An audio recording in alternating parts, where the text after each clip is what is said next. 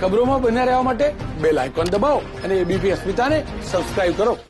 કોરોનાના લક્ષણમાં અનેક શંકા કુશંકાઓ બાદ સિવિલ હોસ્પિટલના તબીબોએ એન્ટીબોડી અંગે એક મહત્વનું રિસર્ચ કર્યું.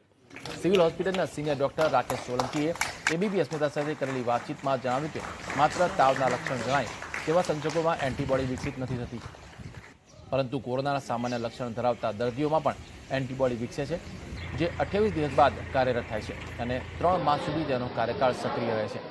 એન્ટીબોડી 6 માસ સુધી શરીરમાં રહે છે.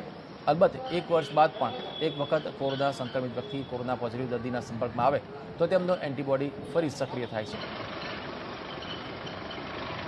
કોઈપણ વાયરસના જ્યારે એન્ટીબોડી ડેવલપ થાય એને અમુક સમય લાગતો હોય છે, પણ અમારા ઓબ્ઝર્વેશન પ્રમાણે અને લિટરેચર પ્રમાણે આ એન્ટીબોડી 28 દિવસ પછી જ એને ફૂલ ફ્રી ડેવલપ થતા હોય છે.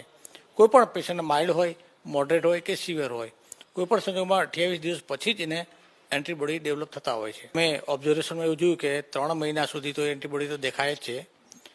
અમુક કેસમાં અમે એન્ટીબોડી જે નોર્મલી 3 હોય એના બદલે 240 પણ જોયેલું છે અને -1.2 પણ જોયેલું છે. એટલે આમાં શું દરેકની શરીરની ઇમ્યુનિટી સ્ટેટસ ઉપર આધાર રાખે છે.